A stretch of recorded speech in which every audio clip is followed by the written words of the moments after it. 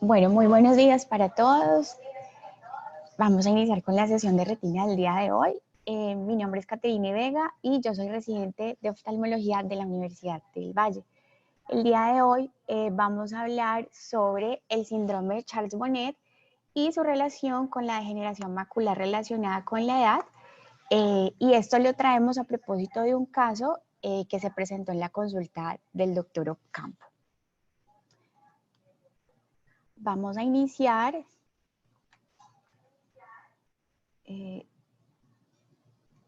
con una introducción.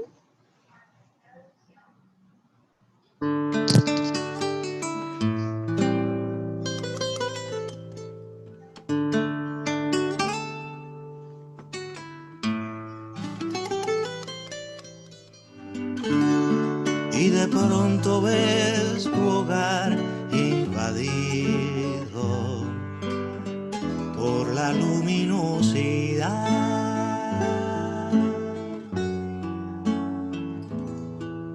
Mi casa ha sido tomada por las flores. Traigan copas, traigan vasos al derrame de colores. Mi casa ha sido tomada por las flores. Vengan almas y retazos, voy a repartir canciones.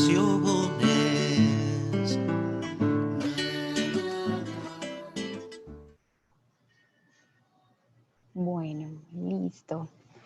Entonces, y como pues parece ser que Silvio Rodríguez no es el único que ve flores en su casa, vamos a conocer el caso clínico del que vamos a hablar, inicialmente a través del testimonio de la paciente. Hace más o menos unos 3 meses comencé a ver en toda mi habitación, cuando despertaba en la mañana, que abría yo mis ojos, entonces yo veía en mi habitación llena de puras flores. Hace más o menos unos 3 meses comencé a ver en toda mi habitación, cuando despertaba en la mañana, que abría yo mis ojos, entonces yo veía en mi habitación llena de puras flores.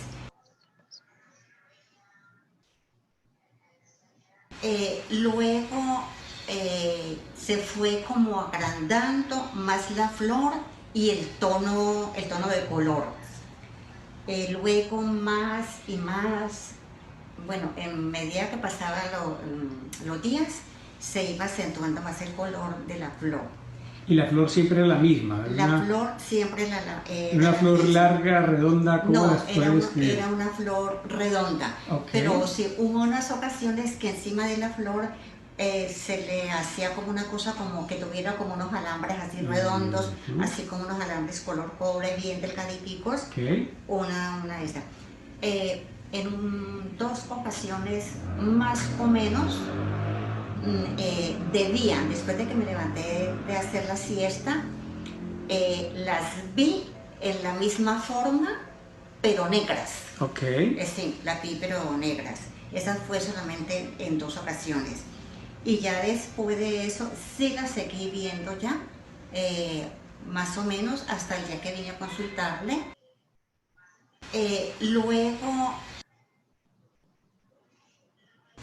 ¿Y decidiste consultar por qué razón? No, yo decidí consultar, doctor, porque yo vi que como yo había tenido mi problema de pérdida de visión hace más o menos 8 años y medio, entonces pues yo sabía que tenía que consultar porque eso no se me había llegado a aparecer, entonces yo vi que eso no era normal, que eso no era normal en mí y que de pronto eso se me iba a convertir en más grave. Okay. Entonces pues yo no quería correr el riesgo de ya perder mi poca visión que yo tenía. Perfecto. Sí.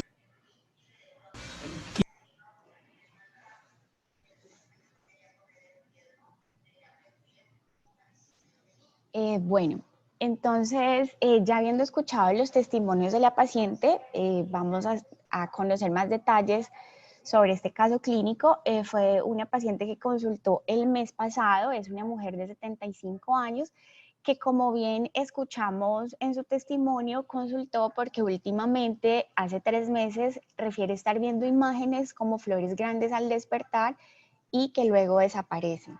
Ella en ese momento no había notado si estas imágenes se presentaban con la visión binocular, no se había tapado ningún ojo para darse cuenta si era solo en un ojo.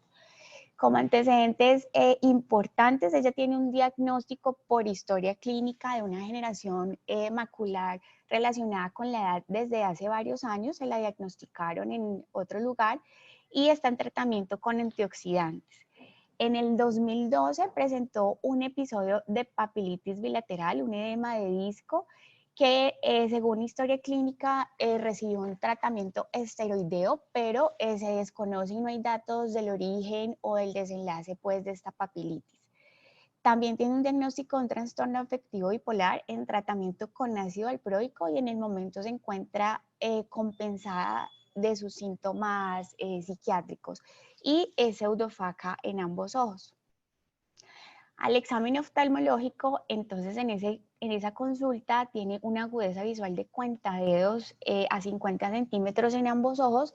La biomicroscopía es normal, excepto por una opacidad de la cápsula posterior en ambos ojos de mayor intensidad en el ojo izquierdo, pues en el lente del ojo derecho, perdón, ahorita vamos a ver la fotografía, que se ven como unas imágenes de vacuolas y es bastante marcada, la presión está bien, y al fondo del ojo la retina se ve aplicada, el vitrio claro, disco atrófico bilateral con excavación de 50, pero con bordes conservados, y es difícil por la opacidad de la cápsula ver con detalle la mácula, pero aparentemente se ve normal.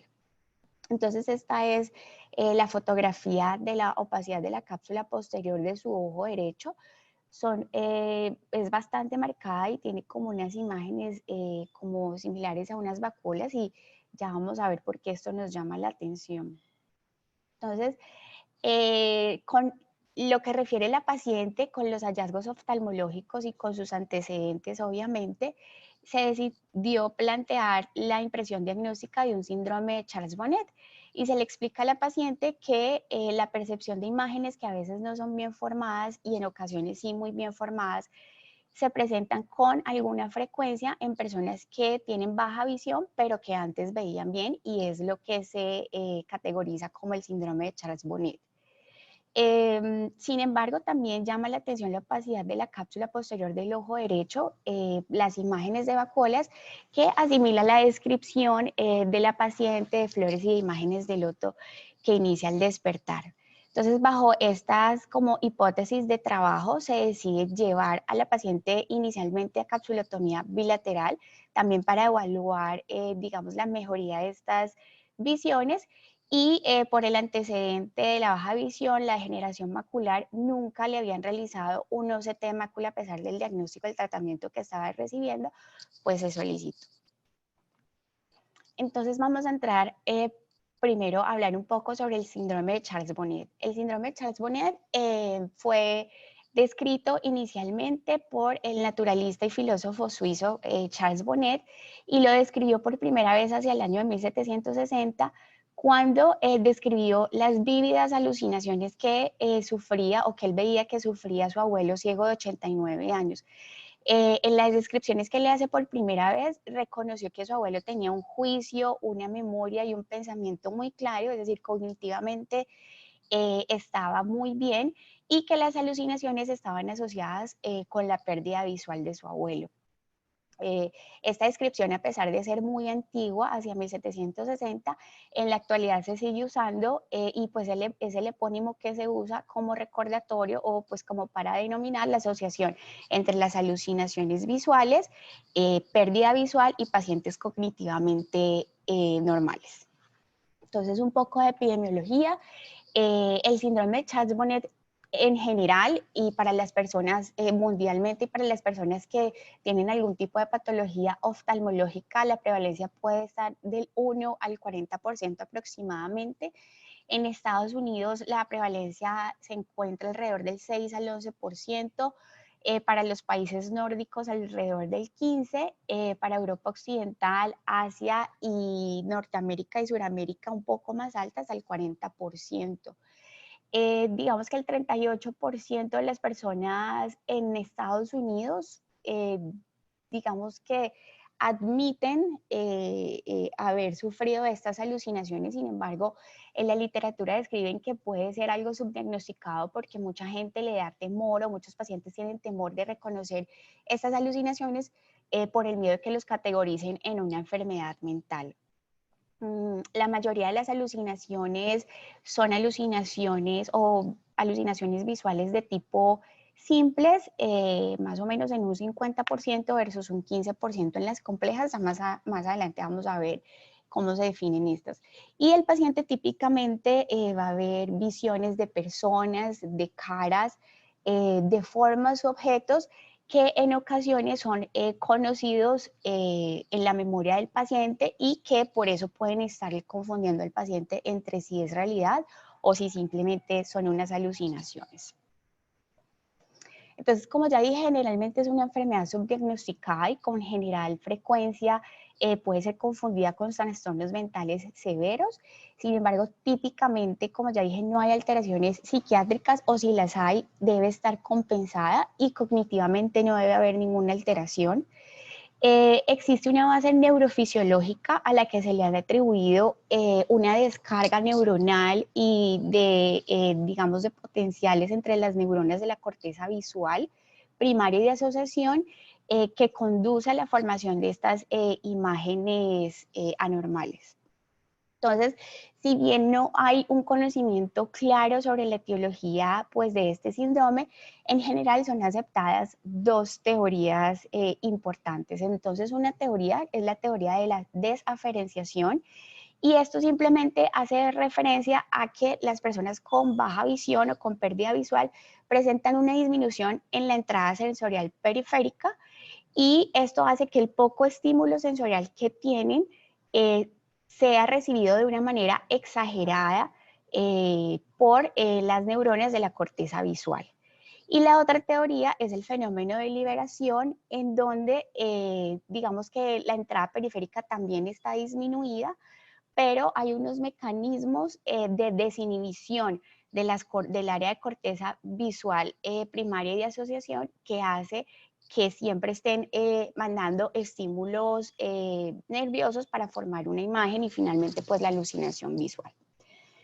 Entonces, para entender un poquito cómo se forma la alucinación o las imágenes irreales en los pacientes, vamos a repasar un poco sobre el fenómeno de fototransducción visual. Esto simplemente es algo muy general para recordar. Entonces tenemos que el haz de luz llega pues al ojo, atraviesa todos los medios refringentes, la córnea, el humor acuoso, el cristalino, el humor vítreo y finalmente llega a la retina. El haz de luz con su unidad funcional, que son los fotones, entonces va a ser, digamos, absorbido por el pigmento que se encuentra en los fotorreceptores. Recordemos que estos pigmentos de los fotorreceptores tienen unos carotenoides que son pues característicos de cada uno, y al absorber estos fotones hay un cambio bioquímico en los fotorreceptores y permite que este receptor se pueda unir a una proteína que se llama transducina. Finalmente, esta transducina permite hacer también unos procesos que permite que se active o haya una hidrólisis del GMP cíclico. Este hidrólisis del GMP cíclico hace que hayan unos cambios en los canales de electrolitos o de iones en la membrana de los fotorreceptores. Se abren los canales de calcio, empieza una fase de despolarización, aumenta la fototransducción y finalmente va a haber una hiperpolarización. Cuando hay una hiperpolarización se va a liberar el neurotransmisor, que es el ácido glutámico, y en el espacio intrasináptico entre el fotorreceptor y las células bipolares y además con otras interneuronas de esta zona, y finalmente se va a ver, pues se va a generar potenciales de acción que van a ser transmitidos hacia las células ganglionares y por los axones de las células ganglionares al nervio óptico, y posteriormente el nervio óptico pues a través de conexiones y la vía visual va a llegar a la corteza visual. que se encuentra en el lóbulo occipital, en la zona o en la corteza visual primaria y de asociación. Las interconexiones básicamente se van a dar con el tálamo, el cuerpo geniculado lateral, el colículo superior y la región pretectal, y la vía del tálamo va a llevar información específica del color, la forma, la profundidad y el movimiento. Y las vías del colículo superior y la región pretectal básicamente van a llevar los movimientos oculares y pues los reflejos pupilares. Entonces, una vez que llegan a la corteza visual, tenemos que pueden ingresar a la corteza visual primaria, que es el área 17 de Brodmann, donde se procesan principalmente las percepciones visuales simples y directas. Y también, de acuerdo pues al estímulo, pueden llegar al área o interconectarse con el área visual secundaria o el área de asociación, que es el área 18 y 19 de Brodmann, que esta posee interconexiones con otras áreas más especializadas del cerebro, como el área, pues la corteza temporal, la corteza frontal, la corteza, la amígdala, el hipocampus, y otras interconexiones con otras partes del tálamo. Y aquí básicamente se va a dar toda la asociación para el reconocimiento de rostros, colores, movimientos, digamos, relaciones con el pasado, interpretación subjetiva y la valencia emocional. Bueno, entonces ya una vez como habiendo repasado esto, volvamos de nuevo a las teorías para entenderlas mejor. Entonces, la teoría de la desaferenciación neuronal, ya como dije, se da una pérdida, una disminución de los impulsos nerviosos visuales que van a llegar a la corteza. Entonces, esta corteza ya tiene como una hipersensibilidad a estos escasos estímulos por todos los cambios químicos y fisiológicos que se han dado en la fototransducción y en la conducción pues hacia la corteza. Entonces va a haber una hiperexcitabilidad con cambios en los tejidos neuronales. Estos tejidos neuronales se ha demostrado que tienen unos cambios anatómicos significativos, se van a crear nuevos axones y reorganización de sinapsis y se ha visto que hay un crecimiento axonal horizontal de las zonas de aferentadas, tratando de conectarse con zonas adyacentes en la corteza, tratando de tener más estímulos sensoriales. Y va a haber un aumento de los receptores presinápticos y en los receptores postsinápticos va a haber una, digamos, una disminución de los neurotransmisores inhibitorios y un aumento de aquellos excitatorios. Y todo esto es secundario a la alteración de las aferencias visuales, pues de entrada por la baja visión. Y en cuanto a la teoría de la liberación cortical, pues también sabemos que todo el proceso de la formación de la imagen es como un juego entre inhibición y excitación, entonces es como un balance o un juego entre la luz y oscuridad, y considerando que cuando hay oscuridad, pues hay menos estímulo luminoso claramente, y aquí va a haber como un efecto inhibitorio en la activación endógeno de la corteza visual. Pero aquí esta privación ante el estímulo muy bajo, pues esta inhibición está, digamos, como abolida, y la privación sensorial lo que va a causar es una activación espontánea de las áreas correspondientes a la visión y va a ocasionar pues que se creen todas las experiencias alucinatorias. Entonces esta es una gráfica como para entender un poco mejor lo que acabo de decir. Tenemos que típicamente pues es el adulto mayor, el estímulo por diferentes patologías oculares va a tener una menor percepción de las vías sensoriales aferentes y va a tener en la vía visual, en la corteza, unas zonas de hiperexcitabilidad, lo que hace que haya una respuesta exagerada de las imágenes ante el poco estímulo aferente que tiene el paciente. Entonces, estas teorías se comprobaron a través de muchos estudios, pero hay uno pues que llama mucho la atención y que es un estudio que se hizo en 13 pacientes con visión normal y se les llevó a que tuvieran los ojos vendados por 5 días consecutivos. Al tener estos 5 días vendados los ojos, 10 de estos pacientes informaron que tuvieron alucinaciones visuales después del primer día en promedio de tener los ojos vendados. Entonces, esto más o menos o tiene una similitud en el fenómeno de liberación que se describe en los pacientes que han tenido una amputación y que sufren del síndrome de miembro fantasma. Entonces, clínicamente el síndrome de Charles-Bonnet se caracteriza por presencia de alucinaciones recurrentes y progresivas. Los síntomas pueden variar desde ver figuras abstractas hasta caras conocidas o desconocidas, y animales. Describen que típicamente pueden ver caras de animales sobre cuerpo de personas. A pesar de que el contenido de estas alucinaciones en ocasiones puede ser algo muy angustiante para el paciente, una de las características es que el paciente tiene, digamos, un grado de conciencia y tiene un insight muy importante, y en la manera que se le explican al paciente que estas alucinaciones pues no son reales y que no son secundarias a una enfermedad mental, el paciente pierde el miedo a verlas y en muchas ocasiones pues puede dejar de verlas.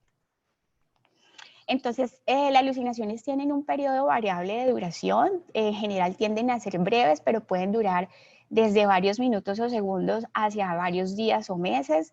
Pueden reaparecer en cualquier momento de la enfermedad natural del síndrome. Digamos que las patologías asociadas a la degeneración macular o el síndrome cuando está asociado a la degeneración puede aparecer desde el diagnóstico, años después del diagnóstico o siempre persistir durante toda la enfermedad. Como ya dije, típicamente pueden presentarse como rostros distorsionados o figuras disfrazadas, y cuando son figuras abstractas coloreadas o patrones es una alucinación que se refiere como simple, o cuando ya son formas de personas, animales, objetos, escenarios, algo muy bien definido y logrado, pues son las alucinaciones complejas. Las alucinaciones o la manera como se presentan y el predominio de lo que el paciente ve también tiene que ver o está en estrecha relación con el tipo de zona de la corteza visual que se vea estimulada. Entonces, por ejemplo, las personas que tienen alucinaciones específicamente de color es porque tienen una mayor actividad o una hiperactividad en la zona pues de la corteza visual que es específica para el color, como vemos en esta imagen. Y las alucinaciones de cara pues van a tener más actividad en la zona de reconocimientos de cara, de los objetos más en los de las formas y eso. Entonces, específicamente y en estudios de neuroimagen funcional, resonancias de la vía visual, se ha demostrado que específicamente esa área es la que tiene hiperactividad y es la que refleja, digamos, la característica de la alucinación que el paciente pueda tener. Entonces, también estudios han demostrado que la corteza occipitotemporal, la región superior temporal y la intraparietal son las que pues, más frecuentemente están asociadas. Para hacer el diagnóstico de Charles-Bonnet, pues debemos cumplir como unos criterios. Pues inicialmente es que el paciente refiera una alucinación visual con las características que ya vimos. El paciente debe tener un antecedente de una pérdida visual, o sea, una baja visión, y se ha descrito que el 38% de los pacientes pues sí tienen una alteración visual establecida y diagnosticada. Y siempre que encontremos una asociación entre la pérdida visual con alucinaciones visuales, debemos siempre tener esto como una posibilidad diagnóstica. Como ya dije, es un requisito sine qua non que el paciente tenga un insight, o sea, tenga un grado de introspección y conciencia, y poder determinar al explicarle que estas alucinaciones no son por un problema mental, sino que es en consecuencia pues de su pérdida visual. Y la falta de conciencia en estos pacientes nos debe hacer pensar en otros diagnósticos diferenciales. ¿Como cuáles diagnósticos diferenciales? Entonces, esta enfermedad pues es mucho más común en pacientes ancianos, entonces relacionar con enfermedades mentales, digamos, frecuentes en esta edad, enfermedades neurológicas como Alzheimer, enfermedad de Parkinson, que hasta el 36% pueden tener alucinaciones visuales, delirio, y enfermedades psiquiátricas también con síntomas psicóticos como el trastorno afectivo bipolar, intoxicaciones por algunas drogas, abstinencia de drogas, especialmente el alcohol, efectos adversos de algunos medicamentos, y existen unos medicamentos implicados como la clonidina, la bromocriptina, la carbidopa, la carbamazepina, el fentanil y otros más. En cuanto al tratamiento, pues algunos pacientes, como ya dije, pueden notar la mejoría de las alucinaciones en el momento que se les explica y son conscientes. También se ha determinado que cuando el paciente está, digamos, en un momento sin estrés, sin angustia, en una convivencia tranquila, pueden desaparecer las alucinaciones. Sin embargo, se desconoce claramente cuál es el factor involucrado en su resolución. La mayoría tienden a desaparecer y por eso no requieren tratamiento, pero en el momento que no desaparezcan y se genera angustia con el paciente, pues existen algunas alternativas de tratamiento como algunas benzodiazepinas, algunos inmunomoduladores de la membrana, algunos antidepresivos, pero pues esto ya es un manejo conjunto con otras especialidades. Existen también otras recomendaciones importantes que aparecen en la literatura para disminuir la frecuencia o la aparición de las alucinaciones visuales. Entonces, recomendar cambiar la postura cuando se tengan estas alucinaciones o mover los ojos o mirar fijamente las alucinaciones cuando se tengan. Usar o tener siempre una iluminación adicional y adecuada en el entorno donde el paciente se desenvuelve, estimular otros sentidos, escuchar libros, música y participar en actividades sociales que permitan reducir el estrés o la ansiedad de estos pacientes. Pero entonces, ¿cuál es la relación del síndrome de Charles-Bonnet con la degeneración macular relacionada con la edad? Entonces, si ya dije, como ya dije, la mayoría y casi todos estos pacientes como requisito deben tener una pérdida visual, deben tener una baja visión.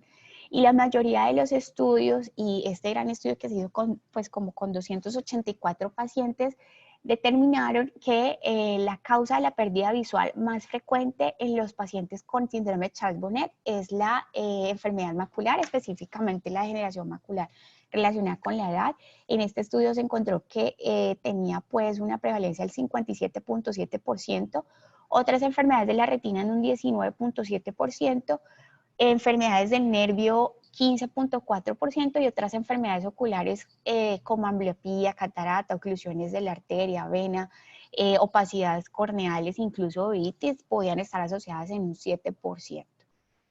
Entonces, específicamente la degeneración macular relacionada con la edad, sabemos que hay un daño específico sobre los fotorreceptores en la mácula y la fovea, y va a haber una falta de entrada de un estímulo visual aferente para pues la visión de colores. Entonces va a haber una degeneración en toda la vía del color y en respuesta y según las teorías que ya expliqué, va a haber una activación endógena en el área del color, lo que resulta característicamente para estos pacientes en alucinaciones típicamente de colores. Eso también se ha comprobado en varios estudios de resonancia funcional magnética de la vía visual que se ha realizado a pacientes con degeneración macular relacionada con la edad, con síndrome de Charles-Bonnet durante el periodo de alucinación, y pues se ha demostrado que la corteza visual y específicamente el área de color siempre permanecían hiperactivas. No, tampoco los estudios tampoco han notado diferencia o no se ha encontrado una diferencia estadísticamente significativa entre si se va a presentar en una degeneración macular relacionada con la edad tipo seca o húmeda. Se ha presentado en ambos tipos. Este es un estudio que se publicó en la revista de ARBO, es un poquito viejo, es del 2007.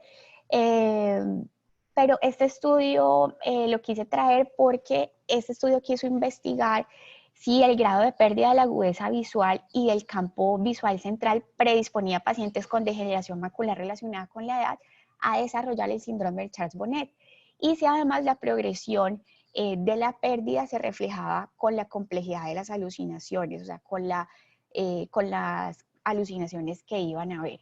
Entonces, este fue un estudio descriptivo, fue prospectivo de 66 pacientes entre 63 y 96 años con degeneración macular relacionada con la edad bilateral, y estos pacientes debían además tener escotoma central bilateral como criterio de inclusión y no tener una agudeza visual mejor que 20/80. Cognitivamente debían estar sin ningún tipo de alteración. Entonces, aplicaron una encuesta sobre el tipo de alucinación o sobre las características de las alucinaciones, en qué momento se presentaban. Y finalmente, los resultados que presentaron en este estudio es que finalmente 53 pacientes fueron los que cumplieron los criterios de inclusión y el síndrome de Charles-Bonnet se presentó en el 40% de estos pacientes. Y estos 40% de los pacientes además eran los que tenían una menor agudeza visual y un mayor compromiso del campo visual central.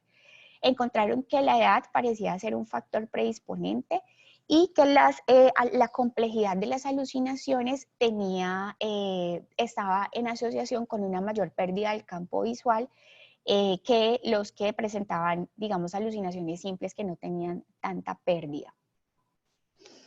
Este es otro estudio que se publicó en el 2008 y también es un estudio de pacientes con Charles-Bonnet y degeneración macular relacionada con la edad, y también ellos lo que pretendían era caracterizar la naturaleza y la frecuencia de las imágenes de estos pacientes con degeneración macular en estadios más avanzados. Fue un estudio de casos y controles y evaluaron los factores que podían predisponer al síndrome de Charles-Bonnet en pacientes con degeneración macular. Fueron 360 casos en estadios avanzados que se sometieron a un cuestionario detallado sobre los síntomas que experimentaron. Entonces, los casos eran 97 versus los controles que fueron 263 sin esto. Encontraron que el 24% de estos pacientes presentaron el síndrome de Charles-Bonnet y la mala agudeza o digamos el grado de mala agudeza visual fue el factor que más peso tuvo para el desarrollo de las alucinaciones y tenía más o menos un odds radio de 3.5 específicamente para aquellos que veían menor de 20/100. El 41% de los pacientes tuvieron alucinaciones visuales en todo el curso de la enfermedad, pero no hubo asociación entre el compromiso o el grado de agudeza visual con la complejidad de las imágenes, que sí fue lo que vimos en el estudio pasado. La mayoría de las imágenes eran rectas, otras a color y móviles en menos frecuencia. Veían imágenes de personas en un 19% y patrones geográficos en un 15%, y ocurrían por lo menos una vez al día en el 34% de los pacientes. Entonces, la conclusión de este estudio es que la prevalencia del Charles-Bonnet en la degeneración tardía es alta y el principal factor de riesgo pues, es el compromiso de la agudeza visual, la mala salud ocular. Generalmente las alucinaciones más comúnmente experimentadas fueron personas y pues generalmente no se resolvieron con el tiempo.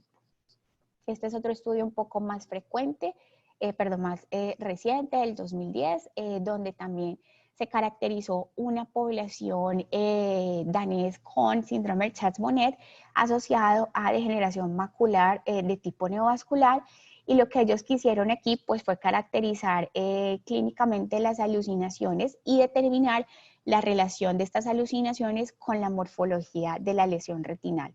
Entonces ellos incluyeron 300 pacientes con degeneración macular neovascular y para caracterizar la lesión, entonces le hicieron angiografía de autofluorescencia a todos los pacientes y un OCT de mácula. Entonces, en cuanto a los resultados y la morfología de la lesión retinal, ellos caracterizaron el tamaño de la lesión y ellos definieron el tamaño de la lesión como el área total del aumento de la autofluorescencia. En los pacientes que tenían síndrome de Charles-Bonnet tenían un tamaño de 14.2 milímetros cuadrados y en los que no, 16.2. Sin embargo, estos pacientes que tenían que hicieron el síndrome de Charles-Bonnet, a pesar de tener menos tamaño de la lesión, tenían áreas significativamente más grandes de atrofia geográfica. No hubo diferencia en ambos grupos en cuanto a la fibrosis subfoveolar, pero la fibrosis sí se relacionó negativamente con la agudeza visual. Entonces, la discusión o las conclusiones que ellos exponen en este caso es que no es raro el síndrome de Charles-Bonnet en los pacientes con degeneración macular y que estos pacientes tenían casi 7 veces más áreas de atrofia geográfica que los que no. Entonces esto digamos que abre un campo importante y lo que hemos hablado en la teoría de la causa del síndrome de Charles-Bonnet es que todas las áreas de la retina donde no hay un impulso o una aferencia sensorial adecuada son más propensos, pues digamos, como activar todos los mecanismos para que se produzcan las alucinaciones. Y estos episodios, pues, sean promovidos por la retina reducida hematosa o el realineamiento de los receptores específicamente. Bueno, y este pues es el último estudio que traigo, es una metaanálisis, una revisión sistemática que se publicó el año pasado, donde este grupo de investigadores, digamos que cogió o abarcó todos los estudios relacionados con Charles Bonnet y degeneración macular para determinar qué tanta era la prevalencia en todos estos estudios y proporcionar, digamos, una caracterización de las alucinaciones. Finalmente, los resultados, ellos hicieron unos resultados generales y ellos estudiaron todos los, pues digamos como todos los estudios, perdón la redundancia, referentes a esto y cogieron datos o resumieron datos de aproximadamente 4.303 pacientes con degeneración macular relacionada con la edad y encontraron una prevalencia aproximada en todos los estudios de 15.8%, que era mucho más frecuente en mujeres, y en el artículo lo relacionan a que tal vez las mujeres en cuanto a enfermedades crónicas son más fáciles de diagnosticar porque tienden a hablar mucho más de sus síntomas que los hombres. Sin embargo, en el análisis, digamos, por subgrupos de los estudios, la prevalencia pues tuvo una modificación. Entonces, en el primer subgrupo que ellos hablaron, que era degeneración macular con neovascularización, el promedio aproximado era de un 7%. En los pacientes que tenían degeneración macular bilateral, el promedio en general era el 32%, y en aquellos con degeneración macular, baja visión y que asistían a centros de rehabilitación, la prevalencia de Charles Bonnet pues también era un poco más alta. Bueno, también en la literatura hay publicado otras asociaciones de síndrome de Charles Bonnet en el contexto de degeneración macular relacionada con la edad. Entonces, este es un reporte de un caso de un paciente que presentó alucinaciones visuales transitorias cognitivamente normales, es decir, un diagnóstico de Charles Bonnet, después de que se aplicó una intravítrea de bevacizumab para el tratamiento de la degeneración neovascular. Entonces, el paciente refirió que experimentó alucinaciones estructuradas de árboles, caras, pero que duraron aproximadamente entre 15 y 30 minutos. Y este también hizo otro reporte de caso, pues que si es algo viejo, digamos que lo quise traer porque existe el reporte, y es también un síndrome de Charles Bonnet asociado a una realización de terapia fotodinámica para el manejo de, pues de degeneración macular. Entonces, estos pacientes, de 100 pacientes que se llevaron a, pues, a esta terapia, esto es un artículo pues viejito, 5% tuvieron alucinaciones transitorias y 15 con muchos colores. Entonces, pues con esto se planteó que las alucinaciones visuales y el síndrome de Charles Bonnet parecían tener un efecto secundario pues en este tratamiento, y que había pues que tenerlo en cuenta. Bueno, pero entonces, ¿qué pasó y cuál fue el desenlace con nuestra paciente? Después de hacer toda esta revisión de la literatura, el síndrome de Charles Bonnet y su asociación con la degeneración macular, entonces veamos cuál fue el desenlace. La paciente se llevó a capsulotomía como se había planteado inicialmente. Vemos pues que fue una capsulotomía pues adecuada, y aquí ya se permitió hacer con mayor, digamos, rentabilidad el OCT. A ella nunca se le había hecho un OCT de mácula, pero sin embargo tenía el diagnóstico de una degeneración macular y estaba en tratamiento para esto. Pero si vemos pues estas imágenes del OCT, es un OCT que no, pues no tiene ningún, estructuralmente la mácula se ve normal y no tiene pues ningún signos o hallazgos que nos sugieran que la paciente tiene este diagnóstico. Entonces, ni clínicamente, ni estructural, ni por los estudios estructurales, la paciente presenta degeneración macular. Sin embargo, esta es una paciente que tiene un antecedente de baja visión, probablemente secundario al episodio de papilitis y la atrofia óptica que tiene en este momento. Vamos a escuchar entonces cuál es el testimonio de la paciente en este momento después de la capsulotomía. Eso que flotaba, pero digamos las imágenes por las cuales consultaste la primera vez que eran como esta flor de loto que veías. Sí, esa, pero muy, o sea, ya las veo, pero la realidad es que como ya yo no le he parado como tantas bolas a eso. Entonces, ¿qué pasa? Yo antes de despertar, yo me estoy me tapo como así, no abro los ojos con la sábana así, y ya cuando abro así, eso como ya yo no veo nada. Ya no lo ves. No, entonces Okay. yo ya no le he parado muchas bolas. Sí, yo no le he parado muchas, ya no le he estado parando muchas bolas. Perfecto. De 1 a 10, ¿cuánto crees que mejoró la molestia?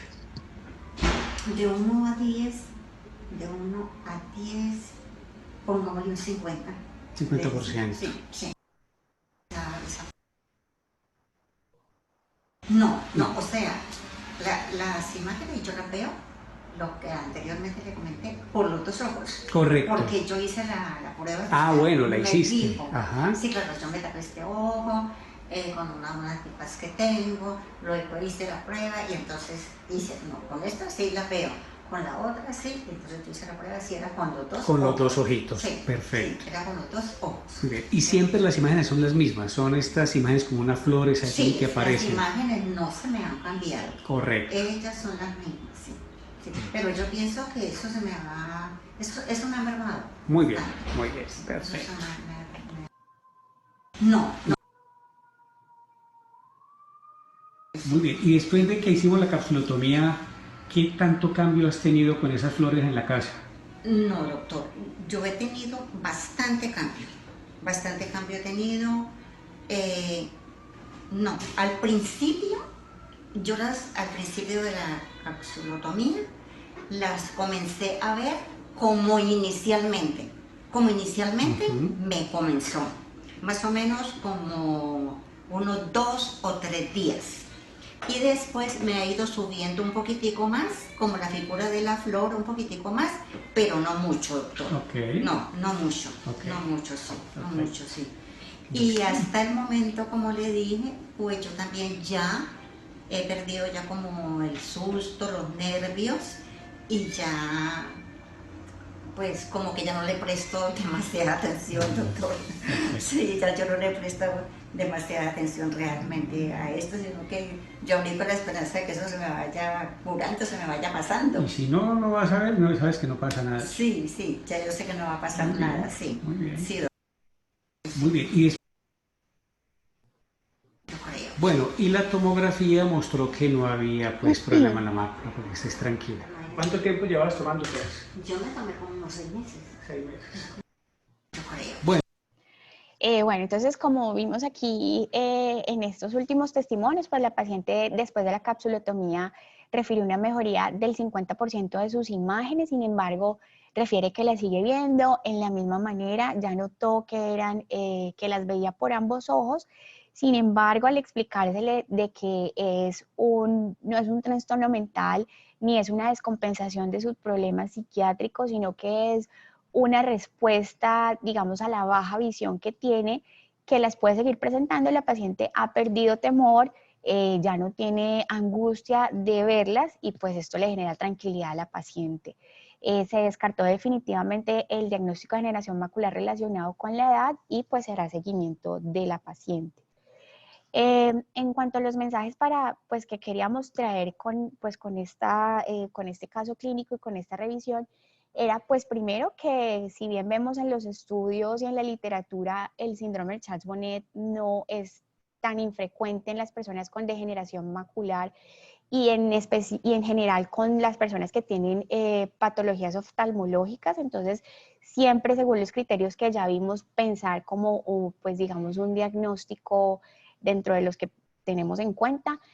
También siempre hacer una correlación extensa de los síntomas que refiere la paciente con los hallazgos físicos y a partir de esto tener pues siempre las aproximaciones diagnósticas y conductas clínicas con el análisis de todos estos datos.